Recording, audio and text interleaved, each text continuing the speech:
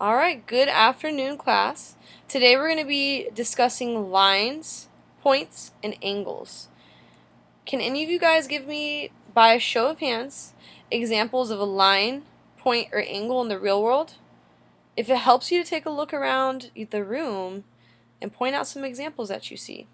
Raise of hands, please. Alright, I'm liking some of the examples I'm hearing. And now we're going to look at some mathematical examples of lines, points, and angles. And in particular, we're going to be discussing line segments, parallel lines, rays, perpendicular lines, right angles, acute angles, and obtuse angles. Now first, we're going to look at some examples of these, and then from there we're going to move on. I'm actually going to keep this up. Just going to minimize this real quickly. Alright, let's take a look at some mathematical examples of each of these elements. Alright, so first we have right here, these are called angles. And we have three different types of angles. First, we're going to discuss a right angle. Now, a right angle is a corner like this, and it is measured right here by this degree of measure, and usually they're depicted with this arch. And each of those arches are measured based on their size. A right angle has a degree of measure of 90 degrees. That is the unit of measure that angles are measured in. So a right angle is 90 degrees. Next, we have an obtuse angle. An obtuse angle, as you can see here, has a degree of measure greater than 90 degrees. So an obtuse angle is bigger than a right angle. And then we have an acute angle. An acute angle has a degree of measure less than 90 degrees. So one easy way to remember that an acute angle is smaller than a right and obtuse angle is acute puppy is smaller than a dog. It's acute, it's smaller. You can kind of think about it that way. Typically people tend to think that small things like babies or puppies or kittens they're smaller and they're cuter, so it's an acute angle. That's one easy way to remember different type of angles. And we actually have right here a video to help you more easily remember angles. It's a little catchy. It's a short clip I'll play real quick.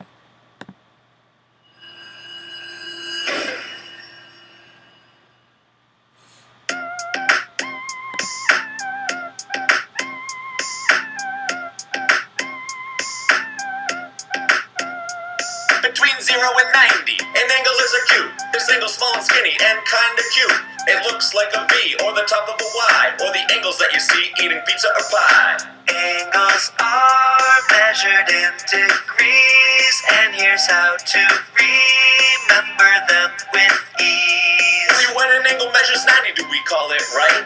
You can tell this angle just by sight. It looks like an L or the corner of a square. You're looking at them when you're walking up the stairs. Angles are measured in degrees, and here's how to remember them with ease. From 90 to 180, an angle is obtuse. This angle's kinda fat, it's got a big caboose. Like the hands on the clock when it's 1:45, or the antlers on the head of a full-grown moose. Angles are measured in degrees, and here's how to remember them with ease. To measure an angle's degrees with a protractor. Place the vertex at the hole in the center.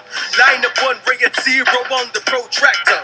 Remember that the 0 can be on top or under. Count up to where the other ray points at the number. That will be the angle's measure. Angles are measured in degrees, and here's how to remember them with ease.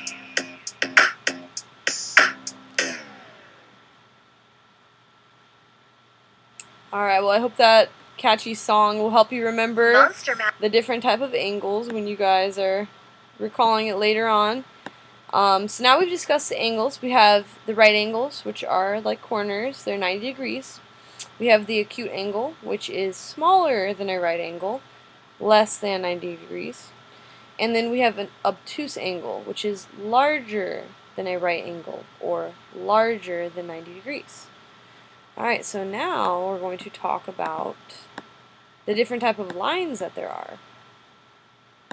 So right here, we have three different depictions, or three different type of lines. We have a line segment, we have a ray, and we have a line. And what you guys will notice here on the ends of these lines, some of them have an arrow and some of them have a point. A point is a fixed placement or a fixed destination. So right here we have a line with two end points. This is called a segment. It is a line with two end points. And then we have a ray.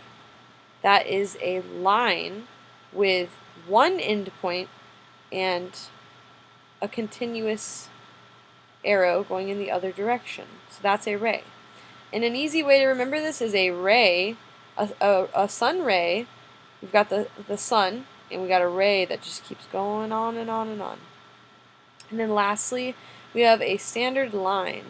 And a line is shown with arrows on both ends, and that tells us that it's going in both directions continuously.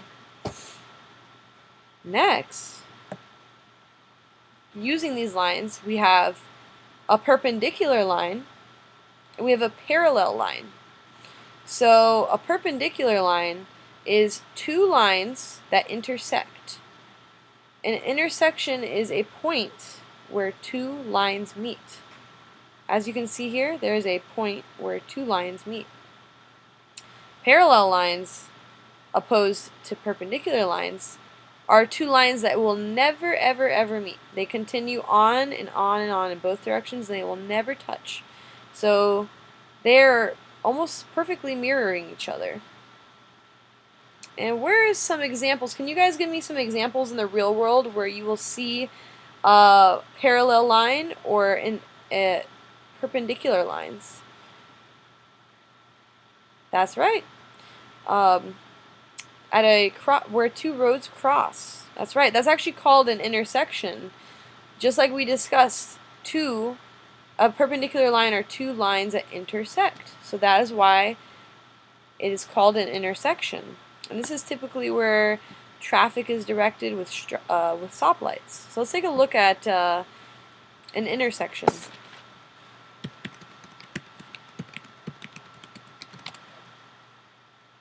Alright, here you go. Look at that. An intersection. And these are perpendicular lines. Intersection. They are intersecting. Now, do you guys see any examples in these photos of parallel lines, actually? That's right. These roads are parallel. These roads that are opposing each other, one's headed north and one's headed south, they are parallel lines. They will go on and on and on, and they will never cross. If they did, we would have car accidents. So this is a perfect example of perpendicular and parallel lines. Every day when you're driving on the road with your mom or your dad, take a look out for all the different examples of parallel and perpendicular lines just in traffic alone. So now we have some example of parallel and perpendicular lines, and now we know what a line segment is, a ray and a line, and we have obtuse, acute, and right angles. Can you guys give me some examples of where you'll see any of these type of angles in the real world with a raise of hands? Alright, I'm liking some of the examples I'm hearing. Those are good, and those will come in handy later. Alright, so now we've discussed all the elements, and we've watched a video. We can watch that again tomorrow, try to get you to have this song stuck in your head. And now I have a little activity. If you guys like coloring, you guys are going to like this activity. So what you see here, I created a poster board with my name on it, and there's a few different ways you can do this. We have my name written in print. You're going to be doing your own name, by the way. So we have my name written here in print. I did my name in block letters, and I also drew some images. So the whole goal of this project is to write your name and identify all the parallel lines, the perpendicular lines, the points, the angles, everything we discussed today. And I have a little guide right here, color-coded guide. So I'm going to put this up on the board for you guys to see, but you're going to use this to guide how you color. And let's look at an example. So I wrote here, anywhere I see an acute angle, I'm going to draw it in blue. So let's take a look at what I did here. So look right here in the A in my name, we have an acute angle. And remember, what is an acute angle? It is an angle that is smaller than a right angle. So we have an acute angle there. We have another acute angle here. And I kind of, I had to be creative with the D because it's a little different from what we learned today. But as you can see at the corners of the D, those angles are smaller than a right angle. So I made them acute angles. I drew them in blue. And I also located some acute angles inside the letters here, inside the R, inside the X. And you're going to do this for each of the elements we discussed today. As you can see here, we have parallel line in red. In orange, we have perpendicular line. In yellow, we're going to do line segments. And to give you an idea of where you could do a line segment, inside the A right here, there's a line segment right there. Line segment inside the A. There's another line segment inside the A right here. And inside the N, too. Inside the N. Alright, so I want you to find 3 of each of these elements inside your name. You can do it in block or in print letters. We got parallel in red, perpendicular in orange, line segments in yellow, right angles in green, acute angles in blue, obtuse angles in purple, and any points in pink. An example where you might see a point in your name is when you dot the I or when you dot your J's. Those are points, a little dot there. Now, if you cannot find 3 examples of each of these elements in your name, worry not. What I did here was, if you can just draw one real-world example of whatever missing element you have.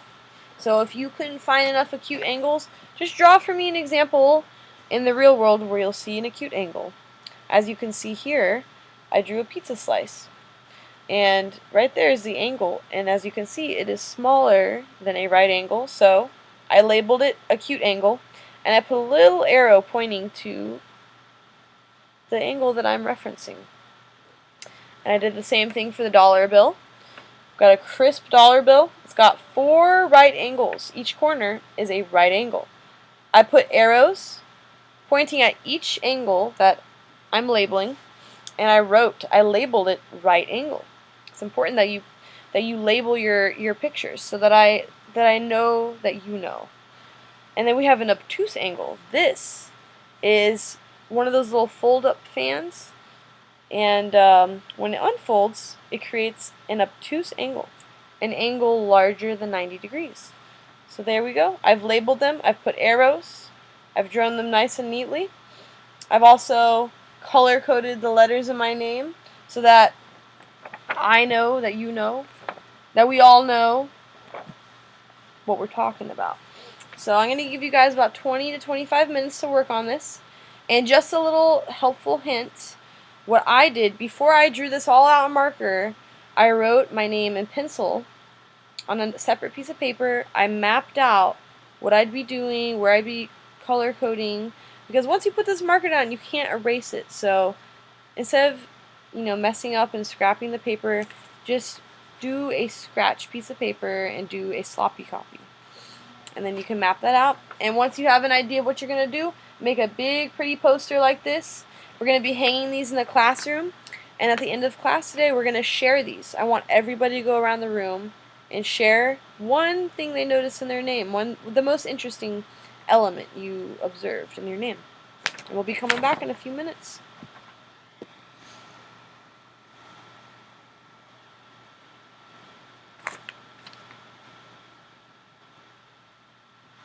Alright, everybody, I'd like you guys to start rounding up your projects. If you did not finish, that is okay. I'll give you guys a few minutes in the beginning of class tomorrow to finish these up. And then we're going to be hanging these up around the class. So if you guys want to take them home and finish them up, I just don't want you to leave them. So try to remember to bring them back with you to school tomorrow. But I'm going to go around the room, and each one of you guys is going to share something you observed in your name, something that you labeled inside your name.